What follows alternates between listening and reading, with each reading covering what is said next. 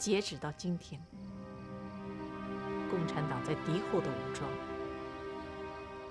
已经发展到多少人？可能5万人吧。50万之众。真的有50万人之众吗？真是太难以置信了，夫人。我一做只是为了将来担心共产党，担心。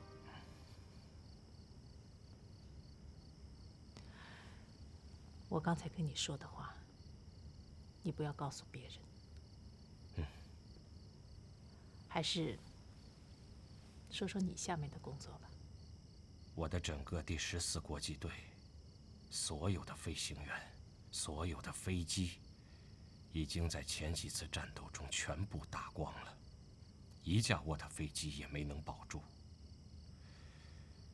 有时候，我经常做那些十分恐怖的噩梦，所有的人都在尖叫，到处都是鲜血。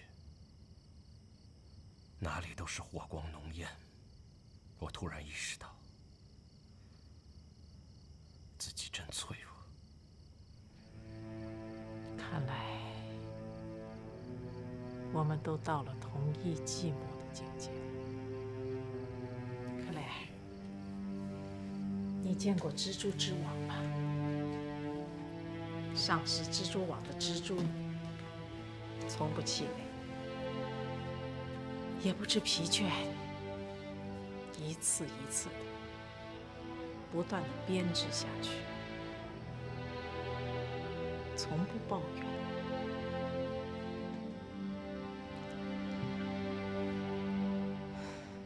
不要气馁，克莱尔，从头再来。我已经替你安排好了一个去处——昆明航校。我们急需要成熟称职的飞行员，你来做这个工作，帮我们训练他们。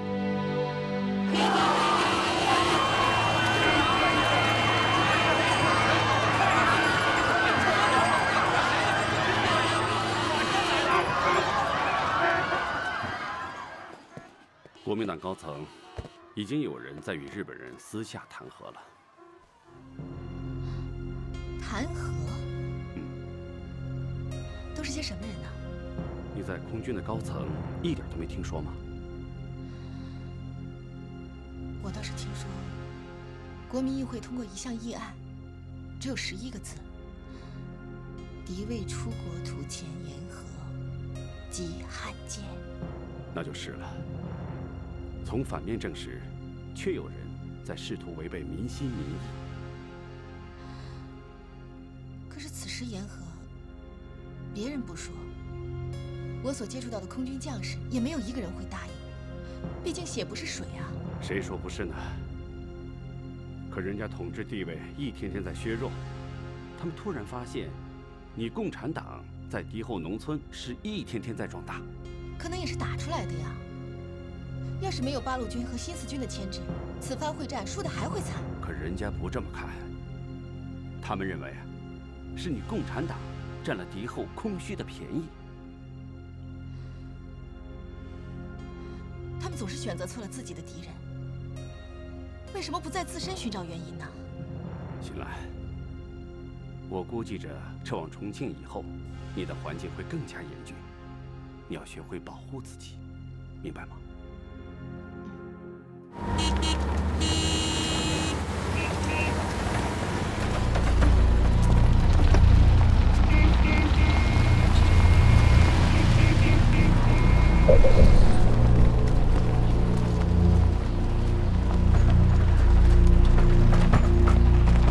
妈妈，我累了，不想走了。再坚持一下，到前面再休息好吗？我不想走了，不走了。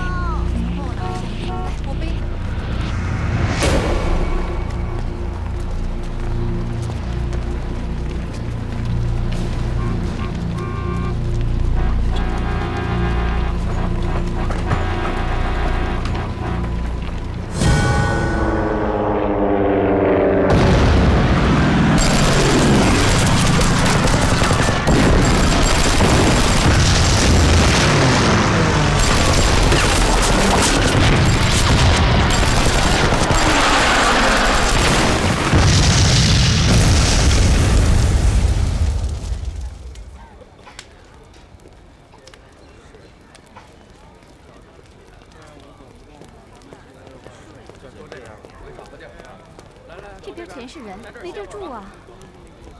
再往前看看吧。好。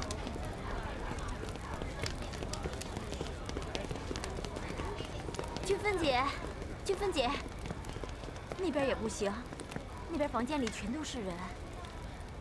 那怎么办呀？怎么办呢？实在不行，就在墙角那儿凑合一晚上吧。大人顶得住，孩子怎么顶得住啊？是啊，说的也是，说的是。这琴声怎么这么熟悉啊？俊芬，你听，是刘亦夫不是？听着像，听着像，在那边，在那边。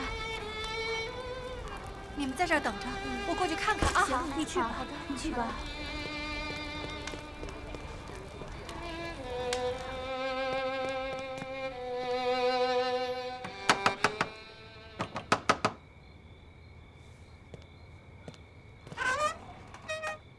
哎，郑太太，小刘，哎，郑太太好，哎，郑太太好，你们好，哎呀，太好了，真是你们呀！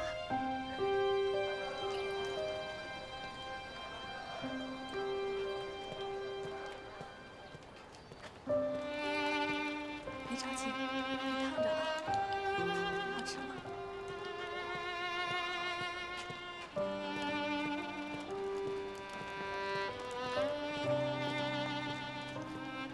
郑太太，哎，小刘，要走了，跟你道个别。这么快就要走了？是，有规定的时间，所以都得紧着赶。现在也是军人了。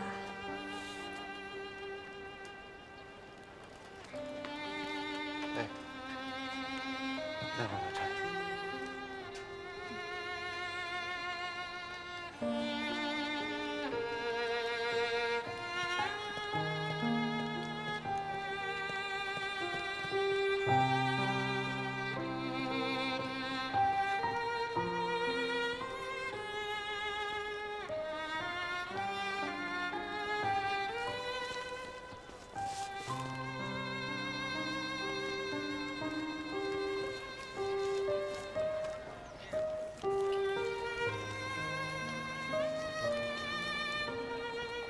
郑太太，这几张法币是航校的津贴，给孩子买点吃的穿的。作为空军的后继者，我恳请您相信未来，相信你们曾经的付出，也相信您的美丽和善良，都会在未来中找到希望。我留下在昆明航校的地址，如有困难可联系刘亦夫。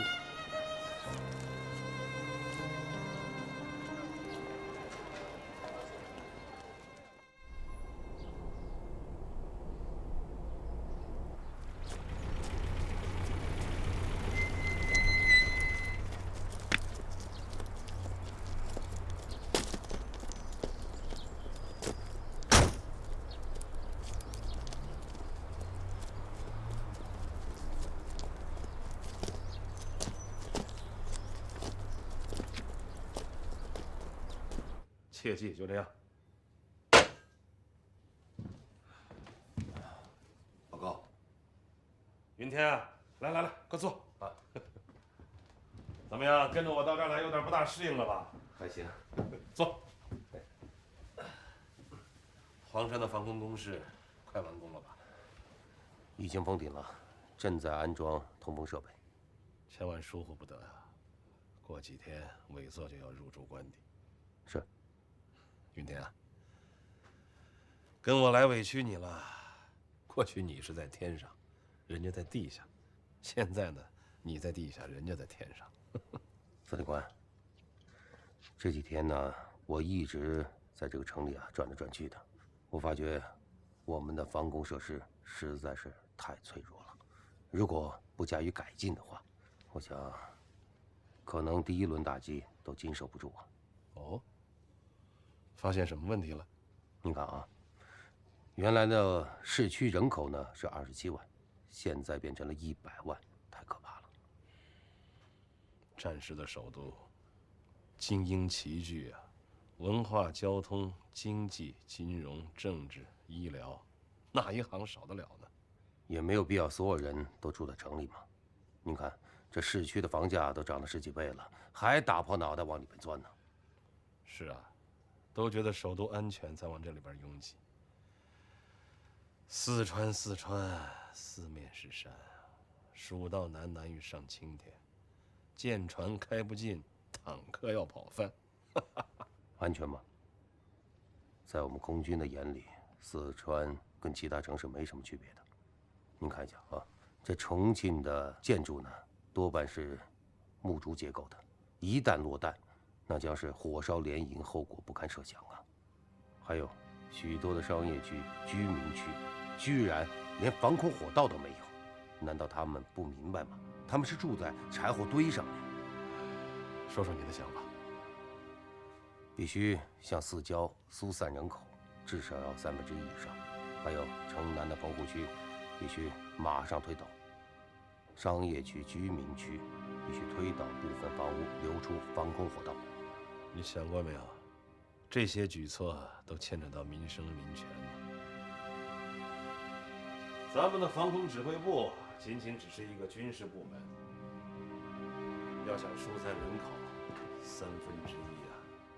你想过没有？1/3将近40万，让40万人都赶到乡下去，别说我这个闲职做不到，恐怕就连咱们的行政院长也做不到。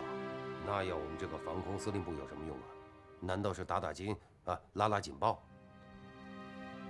那你的意思呢？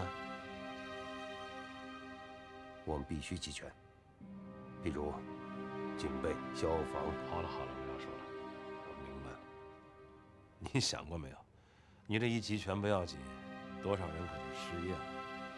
现在人人唯恐自己手中权力不大，你可倒好，还想把权力集中在咱们的手上，谈何容易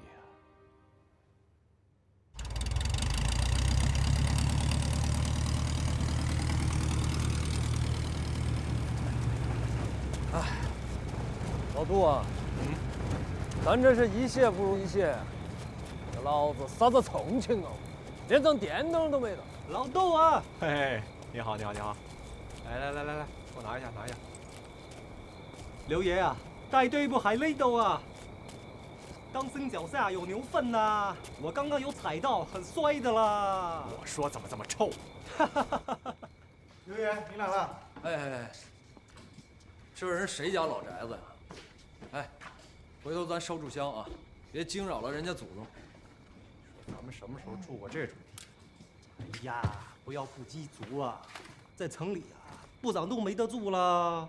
在南京，行委会包了一栋大楼还嫌不够，到了重庆啊，就租一栋小洋房，还不如这里大了。哎呀，要知足啊！非常时期，一切从简吧。哎，小广头，咱今晚吃什么呀？白菜炖牛肉罐头了。还有呢？还有，牛肉罐头炖白菜了。那不都一样吗？每到这个时候，我就特别怀念少平。论伺候人，这小子是个天才。哎，少平呢？在路上呢，陆地进川，难于上天吧。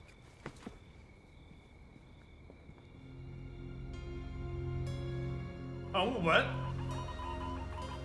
我告诉你，对你来说，第一位物资就是航空汽油和航空弹药，金银细软可以不要，但是空军没有油弹，我就把你塞到油箱里去。司令官，咱要是能烧得着也行，可眼下实在没有那么多的汽车，上万吨的东西只能走水道，还没有轮船，得靠木船拖动。一艘船就得上百个赤身大汉爬着拖，拖着爬，爬个几十天上千里，从宜昌到重庆，有的还得更往前，爬过泸州，爬过宜宾，实在是没办法，快不了啊，司令官。我知道这件事情有难度，要不难，我找你老潘来为我做干什么呀？我知道你老潘有能力，办法多，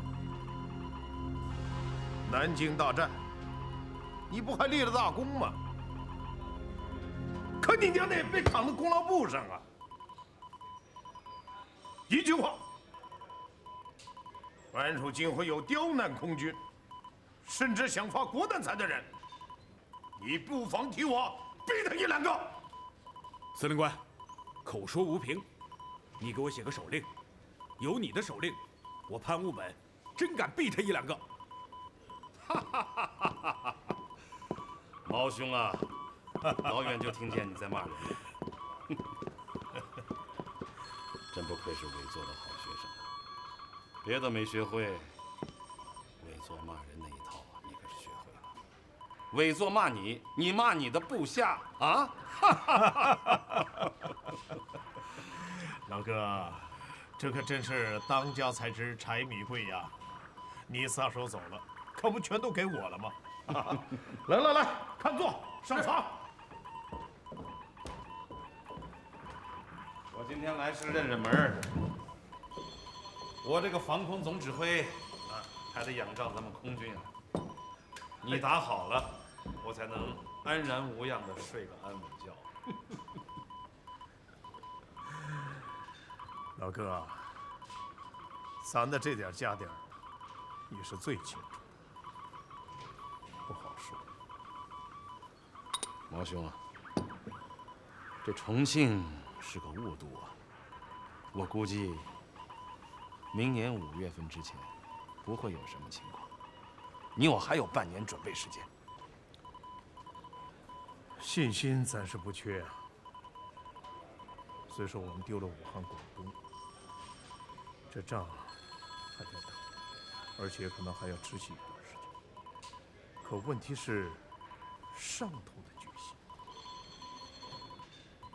你一点风声也没听说吗？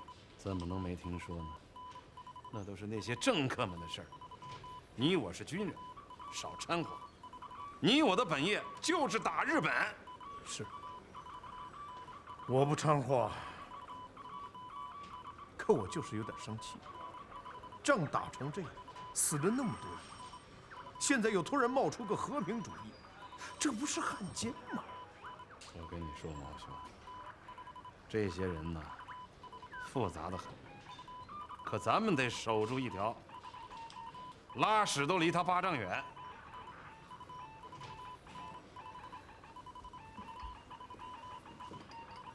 老哥，新的差事感觉怎么样？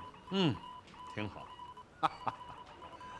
防空总指挥，目前来讲是个闲职，没人跟你较真儿，挺好。老哥，这可不是你的为人，切不可怠慢。以小日本的实力，我们重庆的制空权说丢就丢。一旦失去了制空权，防空指挥部的意义就远远大于空军。那是我们首都的安危，不是在陆军手上，也不在空军手上，而是在防空指挥部的手上。毛兄啊，还是你的眼光老了，看得透彻。可我的周围左邻右舍没人这么认为，就把你当成一个清水衙门。行啊，我就是个小和尚，整天敲敲钟，放放警报而已。别急，老哥，只要炸弹一旦落下来，那些笨蛋马上就知道你那究竟是个什么衙门。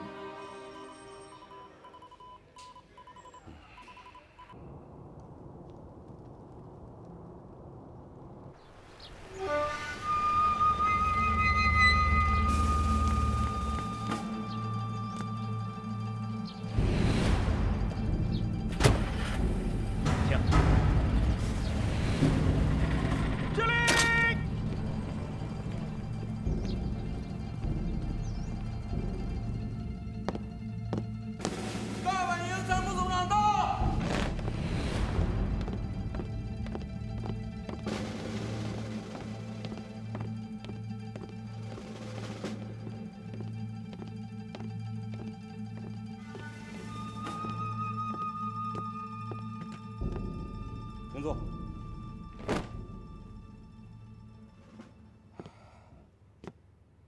哎呀，我一下飞机就感觉到自己犯了个错误，把我的皮背心儿放在屋里。我总以为啊，南京要比东京暖和一些。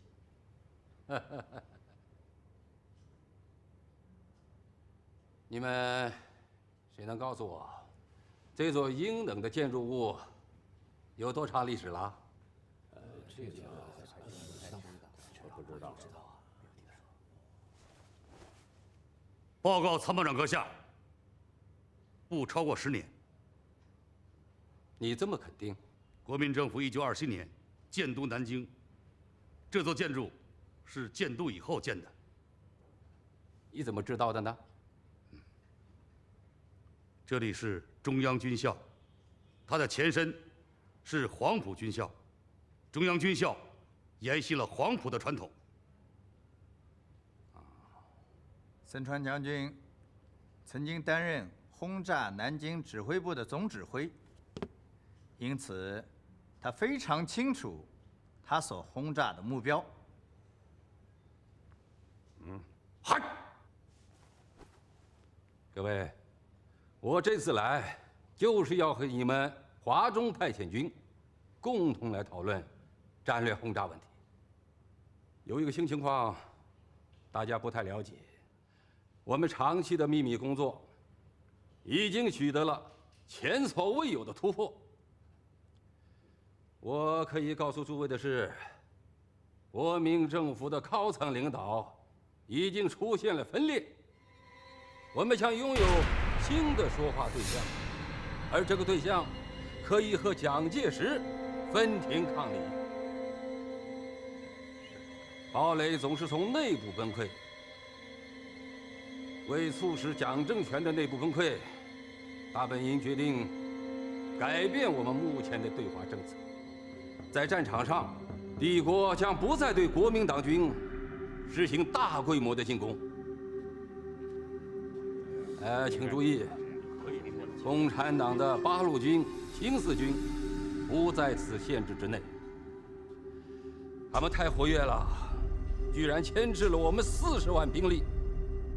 要无情地扫荡他们，改变这一局面。当然了，对于你们华中派遣军来说，此次大本营的战略变动，对你们的具体战术变动最大，但为促使蒋政权的全面崩溃，就是这个战略变动的最根本的目的。而重庆就在你们的分工之内。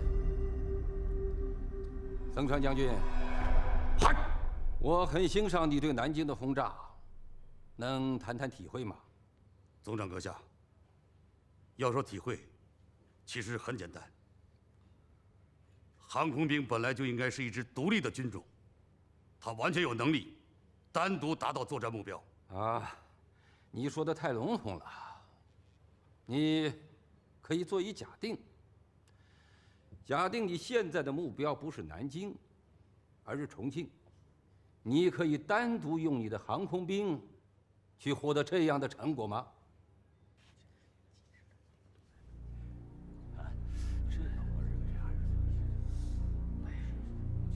不要紧，我来就是讨论的。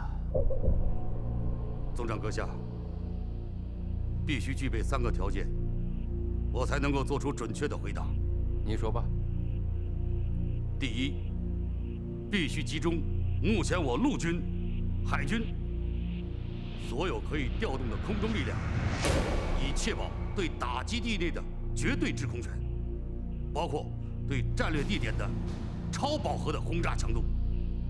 我们对南京的轰炸，一次就超过了100架次，但是对待重庆的轰炸，这个强度还是远远不够的，必须成倍的增加。对，我认为有道理，必须啊。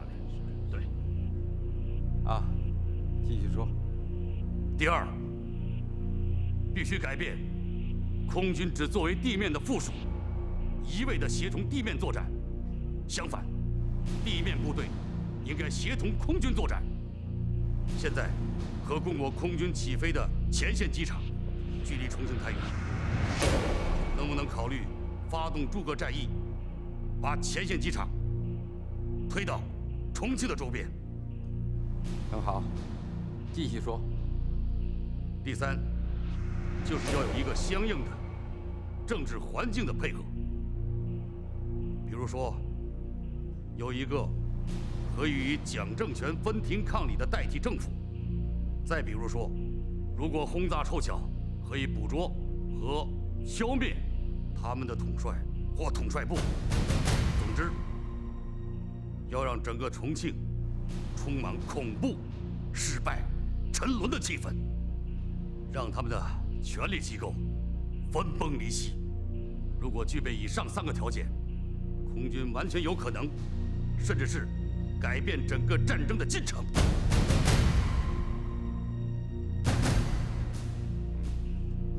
嗨！诸位，现在我必须要给你们交一个底。在我离开东京之前，御前会议已经讨论，并且做出原则决定，对迁移到重庆的不妥协的国民政府，将采取国家战略性质的空中打击计划。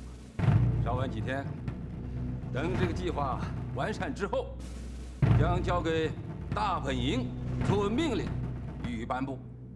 因此，我希望各位都能够像森川将军那样，能够继续的完善和丰富这个国家战略计划。这是帝国的一次充满政治意图、全局性、战略性的轰炸，目的就是为了一炸复合，一炸破抢。1938年12月2日，日本天皇向侵华日军下达大陆令第241号，命令对重庆政府实行航空进攻作战。当天，日本大本营参谋总长发布了345号大陆作战令，宣称摧毁敌人的航战意志是航空进攻作战的目的，作战的目标是攻击敌战略及政略中枢，特别要捕捉消灭敌最高统帅的最高政治机关。几天后，日军将在华航空主力集中于武汉周边，其中 W 基地成为日军航空部队轰炸重庆的重要基地。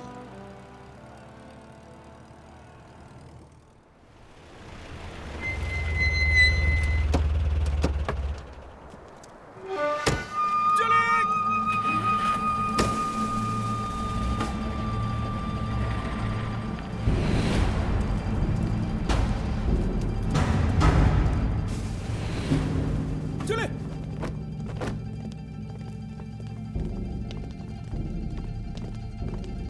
礼毕！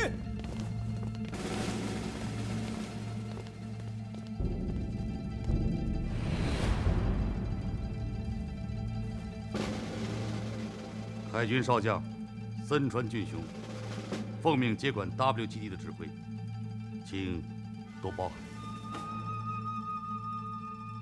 W 基地归你了，森川将军。将军，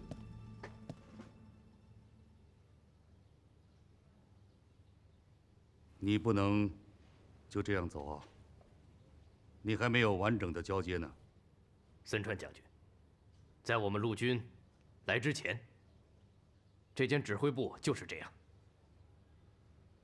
可据我们了解，你们陆军第1飞行集团已经对重庆进行过不止1次的试探性打击，能介绍一下情况吗？森川将军，我得到的命令是原地休整，不是缴械。再见，祝你好运。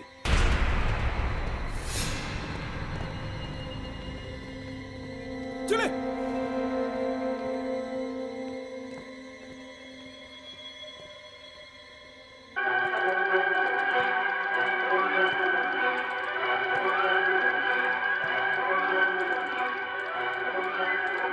注意看。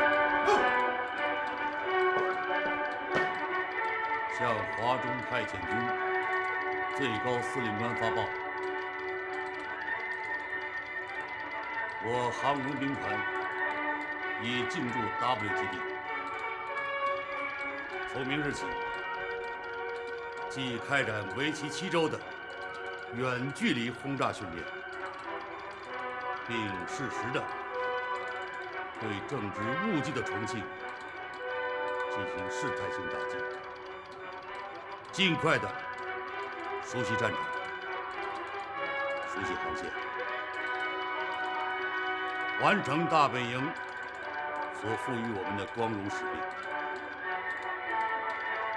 W 基地空袭指挥官森川俊雄少将。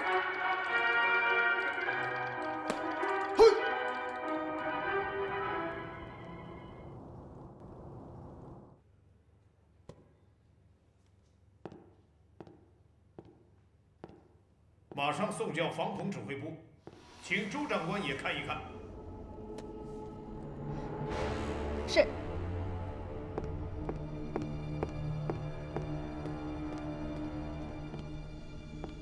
最近武汉 W 基地活动频繁，从空中的通讯来看，他们所有的在华航空单位都出现了陆海空中战机达300架，其中100架为远程轰炸机，而且他们刚刚进行完7周的远程轰炸训练，敌人的目标很清楚。而我们重庆的雾季也即将过去，大家闭着眼睛都能想象会发生什么。森川俊雄的作战方式，我们在南京已经领教过了。他是杜黑理论的狂热信徒，就是他极力主张把打击目标面对着城市平民。所以，重庆居民的防空就尤为让我担心了。没有别的办法，只能疏散，而且要快，雾季就要结束。我曾在诸多会议上不止一次地提出过，可没人听得进去。重庆现在是一片繁荣了，沿江建立了工业经济带，到处都需要劳动力。那么多的学校、研究机构、文化单位，还有30余国的驻华使馆、银行、商铺、医院、楼堂会所，党政军3大机关，到处都是机会，到处充满了活力。没听到重庆市长的豪言壮语吗？要把重庆建成与华盛顿、伦敦、莫斯科齐名的大城市。我还是那句话，我们防空司令部必须有绝对的权威，说话有人听，听不进就得下行政命令。我原来倒是希望日本人能帮帮忙了，可自从汪精卫投降之后，日本空军倒是来过几次，不过是探探风。许多人认为日本空军不过尔，以此为依据，所以也就越发的听不进去了。必须让上面人清楚，不能见了棺材才落泪，到那个时候可就晚了。引爆。是。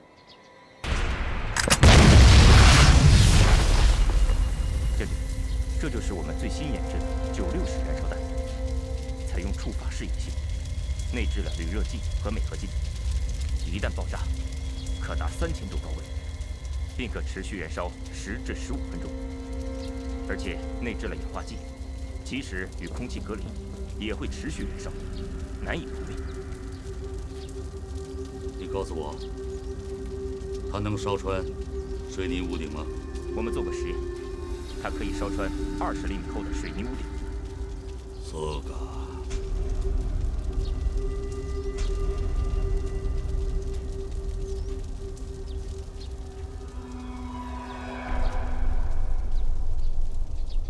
我想，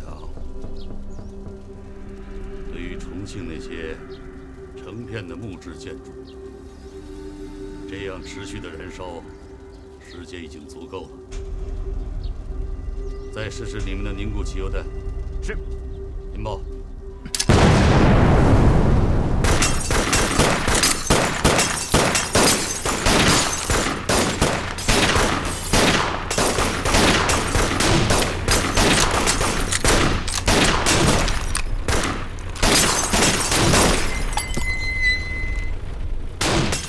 掏钱吧！来，快！再来一次啊！来，哥几个，搞什么搞？搞什么搞？有没有搞错啊？看见了，把钱放左边。行了，左边。哎，高大佐来了，高大佐，这干嘛呢？没事。这不是今天有雾吗？训练不了，哥几个就说出来玩玩，谁输了谁掏钱打牙祭。能算我一个吗？试一下啦！好久没摸枪了，我这叫一目了然。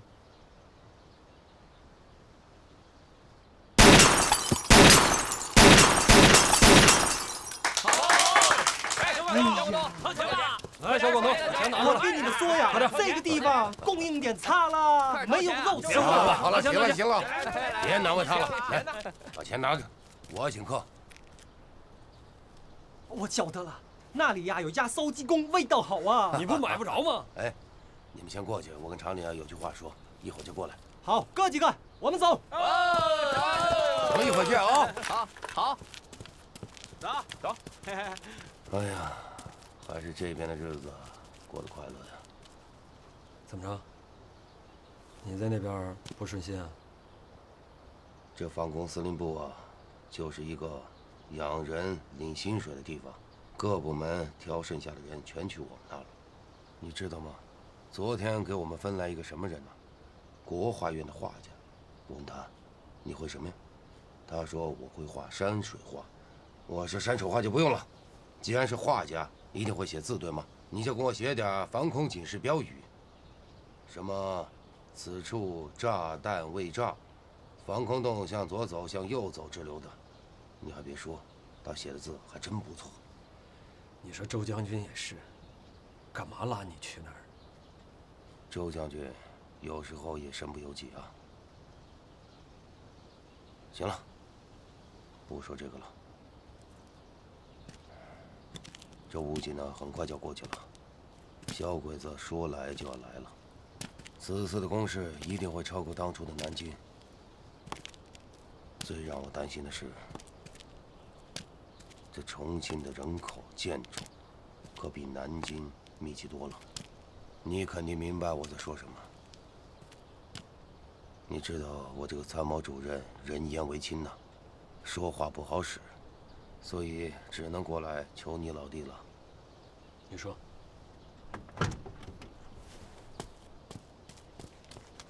据我对现在空军实力的了解，如果大批敌机来袭，我们挡上一阵子应该没问题。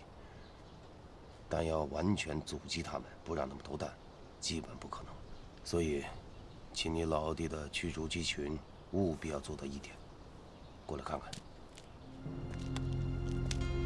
如果敌机来空袭重庆，必经长寿至巴县越过嘉陵江进入市区，请你一定要拦截他们，顺相国寺和江北线这条通往闹市区的航线，把他们堵截在闹市区以外。如果不然，后果不堪设想啊！你放心吧，我会把这个拦截原则告诉所有飞行员。谢谢。也只能如此了。两害相权取其轻。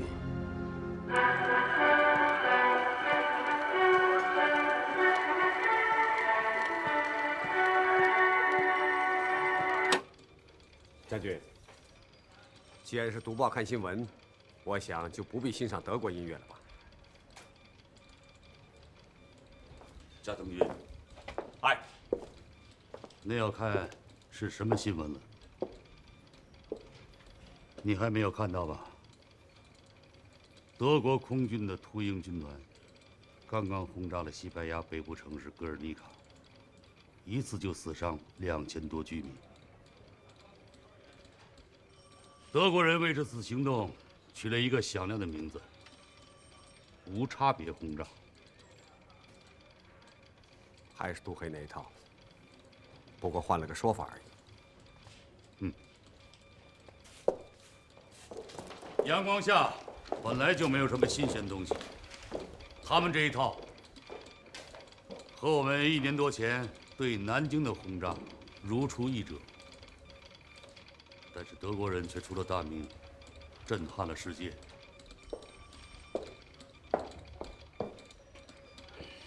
将军，欧洲不同，那里放屁拉屎也会成为新闻。等着吧，加藤君，我会让重庆一夜成名，无差别轰炸。